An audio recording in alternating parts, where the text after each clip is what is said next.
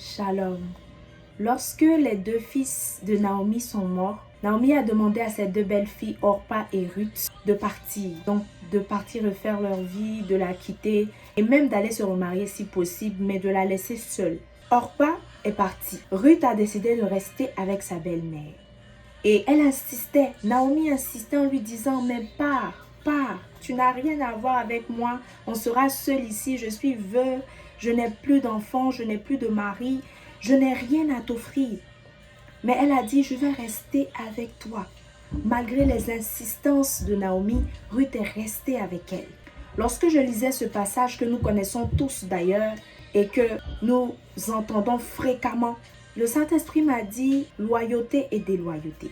Vous savez, nous les chrétiens, lorsque souvent nous avons des leaders, nous avons des pasteurs, nous avons des pères spirituels, des mères spirituelles, quand il y a un petit souci, quand il y a une situation, quand il y a des rumeurs, quand il y a des choses que nous entendons sur ces personnes-là qui nous encadrent, sur ces personnes-là qui sont importantes dans nos vies, nous n'hésitons pas à partir, à changer de père spirituel, à changer de mère spirituelle, à changer de pasteur, à changer de leader, juste parce que les circonstances nous disent autre chose.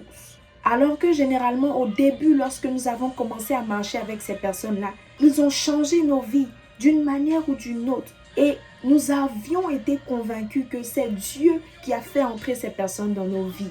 Mais à une petite situation, à une petite circonstance, nous n'hésitons pas à lâcher ces leaders, à lâcher ces mentors dans nos vies, à lâcher ces mères spirituelles, ces pères spirituels, ces personnes que Dieu lui-même a placées dans nos vies.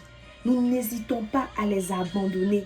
Nous n'hésitons pas à changer de leader, de responsable, comme on change nos vêtements. À la fin, Ruth étant restée avec Naomi, malgré l'insistance de celle-ci de la laisser de partir, Dieu a béni sa loyauté, ses valeurs. Dieu a béni son obéissance. Je suis venue te dire aujourd'hui, chrétien, à apprendre à être loyal, à rester loyal à tes leaders, à tes pasteurs, à ton père spirituel, à ta mère spirituelle. Tu ne peux pas changer de parents spirituels comme si tu changeais de vêtements. Nous devons marcher dans la loyauté parce que Dieu lui-même, il est l'exemple parfait de la loyauté. Malgré nos fautes, malgré nos manquements, malgré ce que nous faisons, le Seigneur reste loyal à nous, il reste fidèle à nous. On répète les mêmes erreurs à chaque fois. Le Seigneur reste loyal et fidèle à nous. Imaginez un instant que le Seigneur soit déloyal. Le Seigneur abandonne ses enfants. À cause de quoi? À cause d'une erreur, à cause d'un péché, à cause d'une faute. Nous serons tous perdus. Apprenons à être des chrétiens loyaux. Envers même notre Église, envers nos responsables, nos leaders et même dans nos relations, apprenons à être loyaux. Parce que c'est important. Tu étais convaincu que c'est Dieu qui t'a envoyé cet homme. Mais à la moindre situation, au moindre problème financier, tu n'es plus convaincu que c'est lui, tu changes de partenaire de vie. Tu étais convaincu que c'était la femme de ta vie, mais dès qu'il advient une situation que vous n'aviez pas prévue, tu laisses cette femme, tu n'es plus convaincu que c'était la femme, que c'est la femme que Dieu a prévue pour toi. Apprenons à être loyaux.